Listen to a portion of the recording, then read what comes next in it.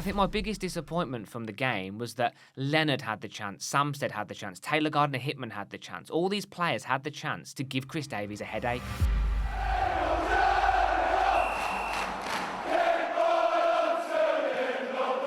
So welcome back to BCFC Royal Blue. And on Tuesday evening, Birmingham City exited the Carabao Cup second round with a 1-0 loss at home to Port Vale. Now, of course, this is a Birmingham City podcast, so we're going to be talking all things about the Blues, what went wrong, what we think we could improve on, and generally about the game and performances. But I think it's worth giving credit to Port Vale here. I think they fully deserve the win, and they deserve to progress to the next round. Dad, we were there. If I'm totally honest, since that final whistle went, I've been dreading coming here and doing this podcast. It kind of has that post-Charlton, Shrewsbury, Peterborough nostalgic Blues misery, doesn't it?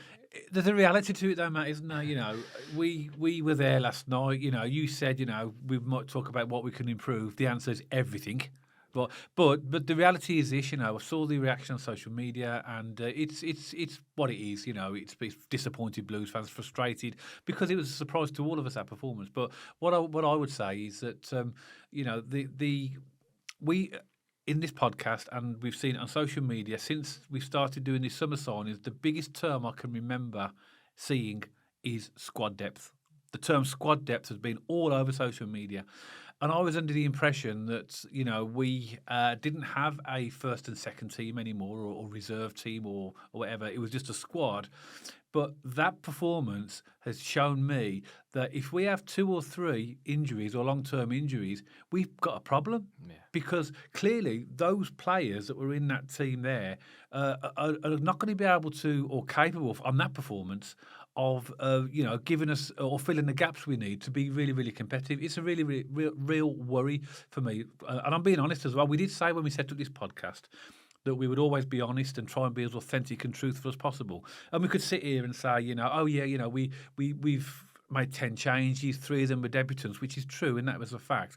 But ultimately, if our squad is as strong as we think it is, we should be putting in better performances and beating teams like Port Vale with the greatest respect.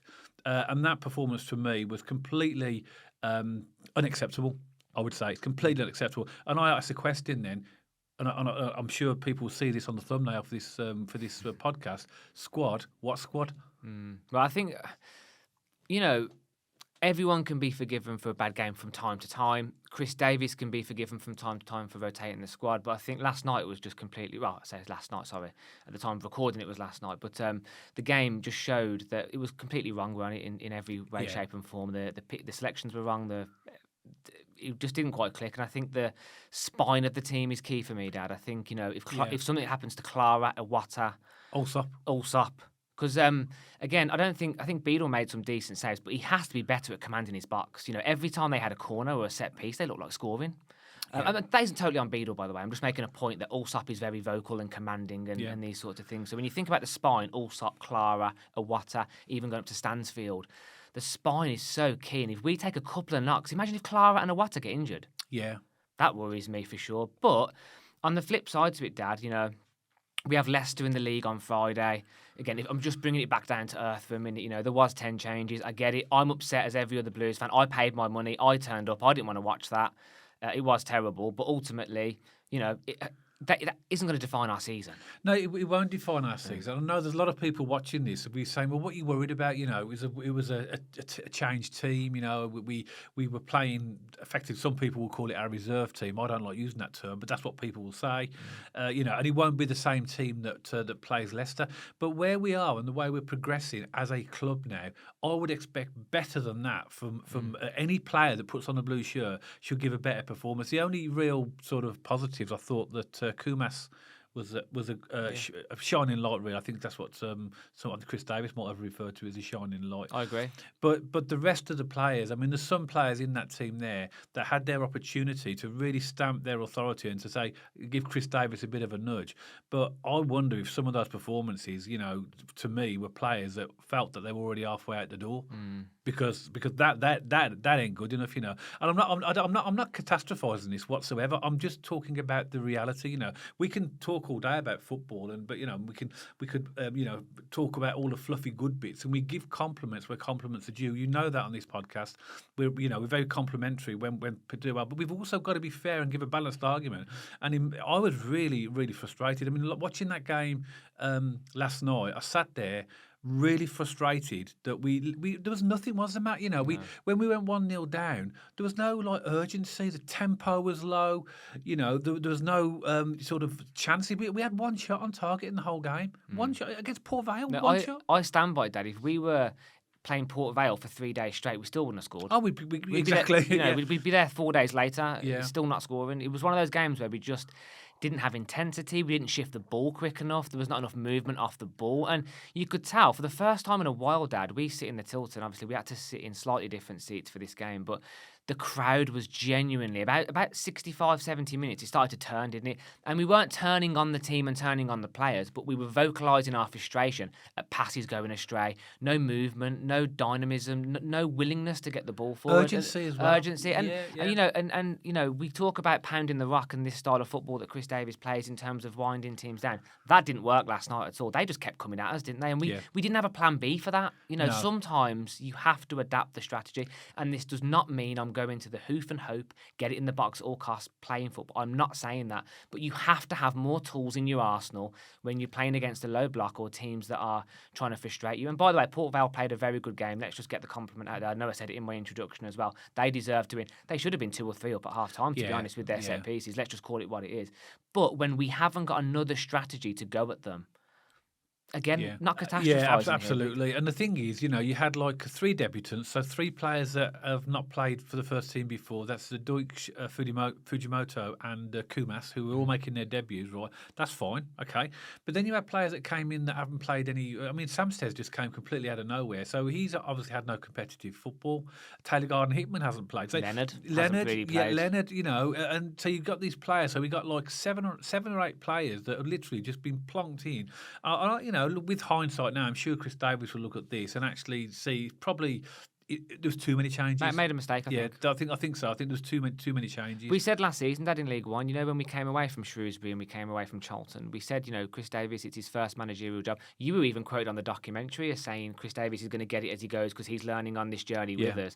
I think last night, another managerial learning curve to say, I think I made too many changes. He's got to put his hands up on that one, I know it's difficult, Matt, as well, because clearly he's got one eye on Leicester, which is a few days later. So you sort of get that, right? You understand that. But if you really, I mean, it's a competitive game. In a cup that we could have progressed and we could, you know, we've denied ourselves a potential plum tile. Everybody's going to be looking at see Port Vale draw now in the next round, and that could have been us. And you know, it's money and revenue for the club because there was 21,000 down there last night, generating. Okay, I know the tickets were cheaper because it was a cup game, but you know, all of the beers and the pies and the merchandise that was being sold. So it's a big loss. I'd love to see Tom Wagner's comments on this. I bet he won't be happy. Oh, he'll be absolutely fuming. He'll be absolutely fuming. And you know, he's obviously you know, trying to sort of generate this you know, excellence. That yesterday was far from excellent. And again, I'm not sugarcoating this at all. I'm really not. I'm also not suggesting that the wheels are falling off because clearly we know that there will be a very different team going out there. But what it did highlight to me was the vulnerability we've got if we have injuries. If we get a few injuries, I was going to say that because let's call it what it is. There was no Clara, there was no Allsop, there was no Damari Gray. Stansfield didn't start. Kyogo didn't start. You know, Samuel wasn't playing. Laird didn't start. You know, 10 changes. It really was a completely transformed squad. But I think what you said is really key. Sam said came out of nowhere. Leonard's not played much football. Cashin hasn't played football much since January. So he's sort of 8 months behind. He didn't have a good game, and you could tell. But my point is that, you know, when you make that many changes, especially with players that aren't that match fit, you are going to get that disjointed, slow, lack of intensity. I mean, we were making really bad mistakes in the first half. Like Stamstead passed it directly to them a couple of times. And our Blues, I would say, one of the big features of Chris Davies' DNA is our passing is crisp, it's sharp. We don't really do many stray balls now. Whereas in the first half, we were all over the shop. The intensity weren't there. Yeah, really, the was it? intensity, Do you definitely. know the press we got? We did work hard. I mean, the players put the energy in there, but we didn't. We lost that edge. Do you know where we really closed down? You know, we didn't have that sort of to close them down as quickly as we usually did. It's what really frustrated me was the urgency. You know, we seemed to be happy. And a lot of people have mentioned this in previous games where I know Chris Davies is coaching the players to pass the ball, find a pass, etc. But sometimes when you get in that final third, you've got to be a bit more clinical than that because there's by the time you passed it around, they had like a bank of 4 and a bank of 5 at one stage. It's like a back 9, and that's because we were so slow in the build-up. We just allowed them to get all their men behind the ball. The way you get around that is to up the tempo, short, quick passes. And that was really disappointing me. You know, it was really frustrating, Ed. You can't win in this one, by the way. So we had a couple of times when Kumas, we'd caught them, we were on the break, and then we turned around. And we come back again. And then in the second half, though, Kumas was getting into the box and no one was there. So it was like, that to me signals a bit of an attacking creative problem. So when they're going forward, they're bringing it back and we're losing that momentum. But then when the ball goes in, no one's there. No. What'd you do? I know. So the wingers are in a lose-lose situation here, really. And, again, I'm trying not to over-dramatise or catastrophise this because there was, a lot of changes going on and stuff. I get that. But, there was just, you've hit the nail on the head, that intensity. These players have got to fight for the badge, haven't they? And that's... I think my biggest disappointment from the game was that Leonard had the chance, Samsted had the chance, Taylor Gardner-Hittman had the chance. All these players had the chance to give Chris Davies a headache. To me, the starting 11 now picks itself. Yeah, but then you get injuries as well. I mean, I've just made a note here. So basically, listen to this. This is what I wrote when I was preparing for this podcast. Just a quick generalisation of the game. Samsted was off the pace, Cashin was poor, Leonard was ineffective, Deutsch looked lost, Dukes and Fujimoto were both extremely rusty. They're just new players that were coming in. Well, I will say that. I thought Dukes had a couple of nice little touches and a little bit of links up, but he was clearly getting back up to match practice. He did, but maybe it was a bit too early for him. Maybe he should, because obviously Chris Davies talks all the time about all the players in training are preparing to come on and do their things. They should be ready. And I know that at some point you've got to introduce Dukes and you've got to introduce Fujimoto, and that's fine, and that will happen. But I thought that Dukes did have 1 or 2 good touches. In fact, actually, he set Kumas up early in the game, and he shot. He put him through and he shot, but I think the goalkeeper saved him. But I think he will play better with better players around him because I think his passes are quite intelligent. But obviously we had 10 changes last night, so it wasn't quite working or flowing the way we wanted to. But I think when we have our usual starting 11 and the Duck comes in, I think you'll see a class player. I really do. I think the makings are there. I mean, he had a half. Again, let's not blow this up or anything. And it wasn't, massively overwhelming, but it was a chance to see what he's made of. And I think he'll be good, actually.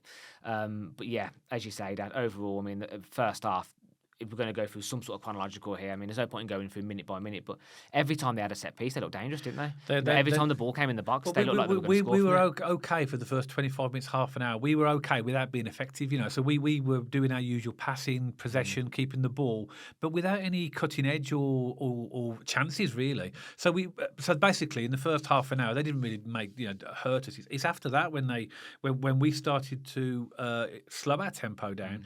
And they started to come forward. They had a chance from a set piece when Beadle did that save to deny Mo foul from a right wing corner. That was a good save. And then Ryan Crossdale for Port Vale. That's the one we turned around where the ball came across, and we actually said, because we were right behind that goal, it's easier for him to actually score than miss. Missed that, yeah. So that should have been 1-0. And then the goal actually came, and again, it was coming, wasn't it? We were saying it's coming, and you could tell. And they were. This is Port Vale, with the greatest respect, the League One team that haven't even won a game this season in the league, actually putting us under pressure, big pressure, and they deserve that goal as well. They deserve to go into the lead with this goal, but disappointing from our perspective. The way that it was a corner, wasn't it? That was actually sort of recycled, and it came back out to our right hand side. And what disappointed me was the pass when the player got it on the edge of the box and just slotted it through. for the cross. I mean, there was nobody. I mean, that's where Samstead should have been in that left back position to actually sort of stop him. And It's difficult. nowhere in sight. But it was from a corner though, wasn't it? So you get bent out of shape sometimes from a corner. Yeah, they were. But then because they still had the ball, Yeah. They didn't seem to have a problem getting back into their shape when we were in their half. So why can't we? And then it was such an easy goal as well, a good cross, and their corners. Well, I look at them doing corners. Sorry, a League One team doing corners. And I look at it. Why don't we do corners? Honestly, like Dad, I'm sure the fans are sick of hearing me saying this from last season. There's something in the water at League One and League Two level. They are phenomenal at set pieces. They really know how to work a corner, a long throw, crosses in the box. It's that. I think this is why Wrexham have done so well up until this point, is that they are very good at getting the ball in the box and being clinical at it. Some teams are really good at it. But League One and below, there's something about set pieces, long throws. They're really dangerous at them. And if we're going to be honest, I won't say rubbish, but when our set pieces aren't where they need to be, are they? No, I think when was the last time we had every time we got a corner, we actually thought this could genuinely be a goal? I mean, I remember being pretty prolific from corners during John Eustace's era. I remember that year before he got sacked. We scored from quite a few corners. But when was the last time? Direct cross, boom, header into the net. Have we actually got a specialist set-piece coach? I don't think we have. I think somebody will say that that's so-and-so's role, but have we actually got a specialist set-piece coach like all the top teams have?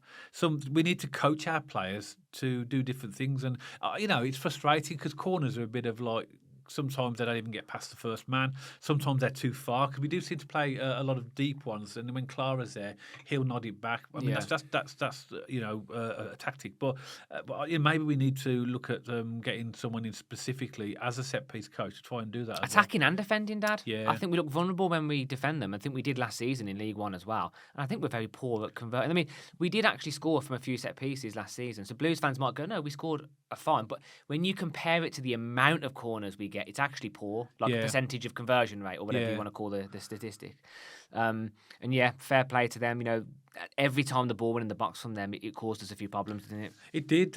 Second half, Chris Davies made 3 substitutions at half time. He brought on Cochrane, Pape and Stansfield for Samstead, Fujimoto and Dukes. I think maybe the plan was always to give Fujimoto and Dukes a half. I think it was. So I don't think that was anything away from the plan. So there's 3 substitutions. And again, disappointing was half time. Okay, we're 1-0 down. We've had a poor half, but we've got good players. We'll come back. But it was really like flat. It was flat. There's no urgency and all the things that we've seen in the first half just continued. I thought this is really weird. It was weird. It was just strange, wasn't it? It was really weird. It was so unlike us. And you think, somebody do something. One player I was really impressed with when he came on was Laird. He only came on for the last 15 minutes. He came on too late. Yeah, and he showed what we should have been doing. He was positive. But even Laird, Dad was getting balls in the box. Kumas was getting balls in the box. And there was no one home. No one there. But Stansfield got a couple of balls in the box. No one there. Yeah, it was like we're not that kind of team. I think because it's the way that the Chris Davies is coaching them to sort of to probe. But sometimes we overplay it, don't we? Yeah, well, I think a lot of the time because we just get closed down and tackled, don't we? But it was disappointing. I mean, we had very little very little chances. I don't think anybody had a good game. I'd love to have been in the dressing room when Chris Davies had that team back. He must have actually ripped into them. But if I was a manager and that was my team, I guarantee you my voice would be ringing their ears now. Would it be a Neil Warnock, Sir Alex Ferguson kind of specialised hairdryer treatment? You can't be happy with that, Matt. No. Yeah, they've let the fans down. They've let the fans out. And everyone, I know people will probably be commenting saying, well, what are you worried about, Gary? It's a changed team. I get that. 10 changes, I get it. Three debuts, I get that. But it's still like the squad players, and they should be better than that. That's the point I'm making. For the players that are squad coming in to replace the ones that are picked as first teamers, they've got to be better than that. That's what I'm saying. If we want to really do something special this season and be competitive, we have to have better backup than that. I agree. So if I was Chris Davies, I would literally be ripping into him. I haven't got that type of personality, by the way, but that's how I felt. We went from the game. You feel frustrated. Blues fans, I know for a fact because I'm a Blues fan. You're a Blues fan, and we know and feel Birmingham City, don't we? And when I was sat there yesterday watching that game, I was frustrated.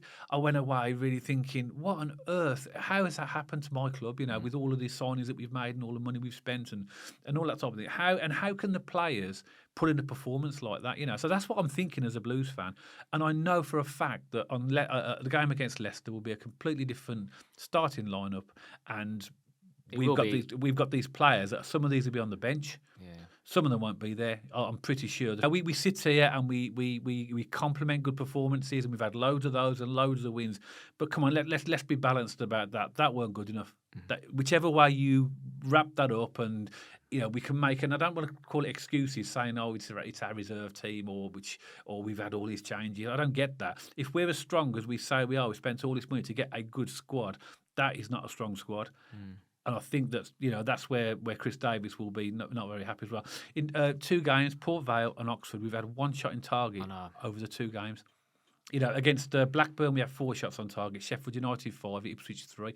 So basically, we've had 7 to 13 shots on target in 5 games. That's not enough. No. So, and again, it comes back to what we were saying, Matt, about we don't do enough in creating goal-scoring chances.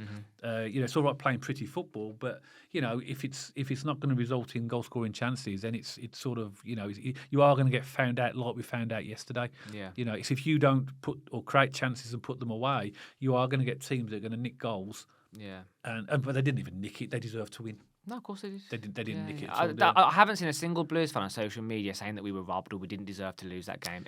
Everything I've read says Port Vale deserved to win that. And how can you not? If you're an objective football fan, they 100% deserve to win that game. And we were walking out the stadium, Dad, and we had a couple of comments from fans going, "Oh, can't wait to hear your analysis on that one, boys." Like genuinely, frustrated and.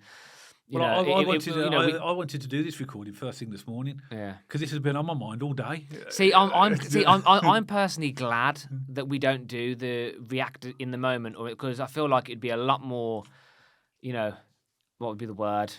Well, we don't spell on this podcast. Emotional. But possibly emotional, maybe. I don't know. I feel pretty emotional still, and we're 24 hours later. No, I know what you mean. As I said, we've paid our money. We've given up our evenings. We stayed there till the end. We clapped Chris Davies when he came round. We were in our seats. We did our thing that we do as fans, and that was disappointing. It kind of just felt like a bit of a gut punch, didn't it? It kind of felt a little bit like, the players on the pitch didn't really want to be there last night. Some of them. I'm not painting them all with that same brush. I get that. No, totally. And I think it comes back to me, Dad. Not a single headache was given for Chris Davies from these players to move forward into the first team. In my opinion, the first team pretty much now picks itself. And what we've seen now of you don't like second string, you don't like those terms, but from our fringe players, let's say, or players who are going to have a bit more of a squad-based role this season, they didn't give Chris Davies anything to think about, really, apart from Kumas, maybe. Again, I think Beadle made some okay saves. But he wasn't commanding his box enough for me. So I think no one really got away last night with a spotlight of joy or come off well, really. But Dad, if we go to Leicester on Friday and win, this all gets forgotten about.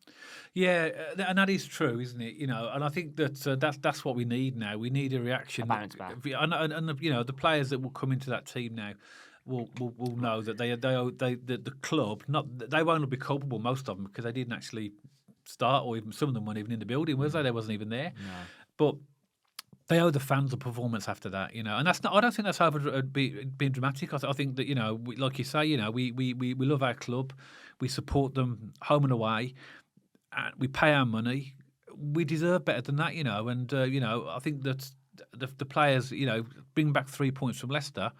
And then we've got a completely different podcast next time, hopefully. But, as I say, Blues fans, me and Matt have always said that when we set up this podcast, one thing we would always try and do is be honest and authentic and, and just talk about how we felt at the game. And that's how we felt. I'm sure that does reflect a lot of fans' feelings. I know there will be fans out there that say, don't worry, all these changes. I'm not worried either, by the way. Again, there was a lot of changes. Clearly, it didn't work. It was one of those nights. The wheels haven't fallen off. We just lost a cup game. Yeah. It's not a big deal, but it's frustrating. It's frustrating. That's the word that comes to my mind. I'm not worried about it. I'm not. Yeah, you watch until Port Vale draw Aston Villa or Manchester City or Chelsea or Arsenal. Yeah, that will be frustrating. That would be frustrating. That will be frustrating. To be fair, the draw's probably going to be in the next hour, Dan. Yeah. Anyway, I feel better now. I feel like I've got it off my chest. I I'm now going to have a few days to get ready for Leicester. Yeah, we're going to Leicester, aren't we? So we'll be there, and I'm sure the lads will put in a better performance. It'd be a completely different team. No, they will do, but it's the club, isn't it? It's the team, but it's actually the club. So all of those players, the whole squad, represent the club. And what I'd say, every one of them. Chris Davies has had such a key role in this team and squad in terms of his DNA, the way we play. So even when we're not playing our strongest players, you still expect to see a Chris Davies performance. To me, last night wasn't a Chris Davies performance. It was almost like pre-Nighthead. not to go too dramatic, but I thought Rooney was going to walk out the tunnel at a full time. It was bad, wasn't it? Yeah, it just. By the way, again, that would have been the icing on the cake. Imagine that. Imagine if Rooney just walks out for yeah. You know what, Dad? We shrug it off. We move on. Yeah. Get 3 points at Leicester, and all things are sort of forgotten about. Or at the very least, a better performance. Yeah. And that's it. You know what, Dad? Leicester could thump us. Whatever, 1-0, 2-0, 3-0. If the boys fight hard, we'll still clap them off at the end. And I think that's where you're coming from on this podcast is almost some of the players didn't deserve a clap off last night, did they? Because they didn't wear the shirt fully, put their heart into it, and really give their all. Just one final thing for me. One thing I don't agree with is booing either. I never have. I don't think that.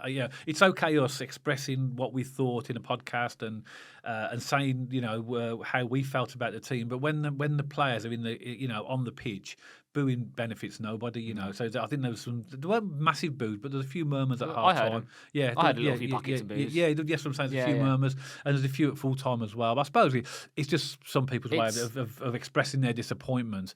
But I personally, I would never boo anybody. Not while they've got a blue shirt on. I will give our opinion, obviously, but not at the point where they're involved in the game. The only time I've ever booed is Ellen Road, Rooney's last game in charge. I think everybody booed. That was the only time I've ever actively booed at a Birmingham City representative. I would just, I'm with you, Dad. I don't think it's productive or.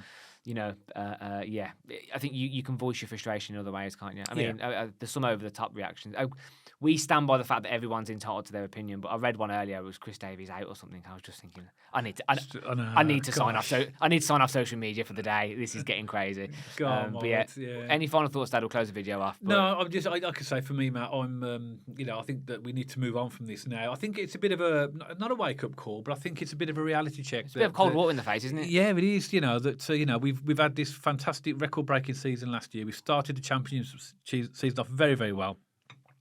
And in a way, this is almost like, actually, you're not going to get everything your own way.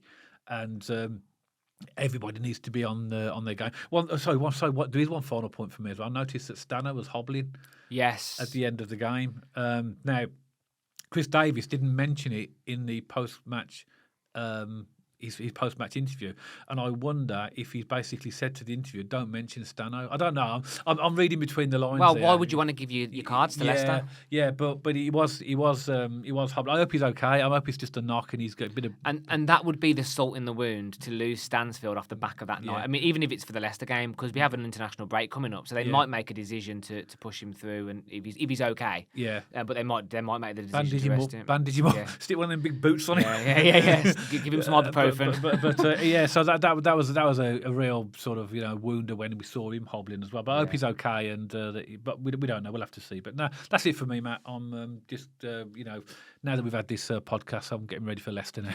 You feel better? Yeah, I do. I feel like that. But as always, Birmingham City supporters, we would love to hear from you. Please let us know your thoughts in the comment section below. Now, of course, we know this is a particularly emotive one. It's quite polarising. There's a lot of different opinions on social media. So as always, being a family podcast, we do ask for you to be polite and respectful. Don't water down your opinions. Put all the opinions you like in the comment section, but please don't swear, foul or abusive language. We'd really appreciate that. Maybe you're a Port Vale supporter. Please let us know your thoughts in the comment section below as well. And if you did like this video, please don't forget to hit that thumbs up for us. And if you want to follow us on social media now, we're on X, we're on Instagram, and we're also on Spotify, so you can watch and listen to us over there. And if you haven't already, don't forget to press that big red subscribe button and press that bell notification so you get notified every time we post. And myself and Dad will see you on the next one, all about Birmingham City.